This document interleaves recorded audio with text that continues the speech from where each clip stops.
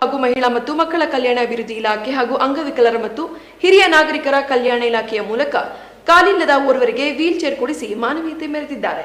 ನಗರದ ಚನ್ನಪಟ್ಟಣ ಬಳಿ ಇರುವ ಕೆಎಚ್ಪಿ ಬಡಾವಣೆಯಲ್ಲಿ ವಾಸವಾಗಿರುವ 67 ವರ್ಷದ ಟಿಎಂ ಲಕ್ಷ್ಮಣ್ ರಾಜ್ ಅರಸ್ ಅವರ ಕಾಲಿನಲ್ಲಿ ರಕ್ತ ಕಟ್ಟಿ ಕಾಲನ್ನ ಕಳೆದುಕೊಂಡು 2 ತಿಂಗಳುಗಳೇ ಕಳೆದಿತ್ತು.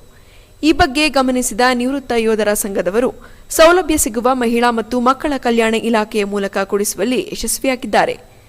ನಿವೃತ್ತ ಸೈನಿಕರ ಸಂಘದ ಮಾಜಿ ಅಧ್ಯಕ್ಷ ಬಿ ಸೋಮೇಶ್ ಮತ್ತು ಕರ್ನಲ್ ದೊರೆರಾಜ್ ಮಾಧ್ಯಮದೊಂದಿಗೆ ಮಾತನಾಡಿ, ಟಿಎಂ ಲಕ್ಷ್ಮಣ್ ರಾಜ್ ಅರಸ್ ಅವರಿಗೆ 2 ಕಾಲುಗಳಿಲ್ಲ ಎಂಬ ವಿಚಾರವನ್ನ ತಿಳಿದು ಮಾಜಿ ಸೈನಿಕ ಸದಸ್ಯರೆಲ್ಲ ಸೇರಿ ಮಾನವೀಯತೆಯ ದೃಷ್ಟಿಯಿಂದ ಅವಲಂಬಿತರಿಗೆ ಅವಶ್ಯಕವಾಗಿ ಬೇಕಾಗಿರುವ ವೀಲ್ ಚೇರ್ ಅನ್ನ ಖರೀದಿ ಮಾಡಿಕೊಡುವ ಬಗ್ಗೆ ನಿರ್ಧಾರ ಮಾಡಿದ್ದವು. ಕಾಲಿಲ್ಲದವರು ಯಾರಾದರೂ ಇದ್ದರೆ ನಮ್ಮ ಗಮನಕ್ಕೆ ತರುವ ಮೂಲಕ ಇಲಾಖೆಯಿಂದ ಇಂತಹ ವೀಲ್ ಚೇರ್ ಅನ್ನ ಕೊಡಿಸಲಾಗುವುದೆಂದು ತಿಳಿಸಿದರು. ಇದೇ ಸಂದರ್ಭದಲ್ಲಿ ಶಶಿಕುಮಾರ್, ಲೋಕೇಶ್ ಕುಮಾರ್, ಅಪ್ಪಣ್ಣ, ಧರಣಿ ಅಣ್ಣೇಗೌಡ ಹಾಗೂ ಕರವೇ ಸಂಘಟನೆಯ ಜಗದೀಶ್ ಇತರರು ಹಾಜರಿದ್ದರು. ಯಗಚಿ ರೈತ ಉತ್ಪಾದಕರ ಸಂಘದಿಂದ ಬಾಣವಾರ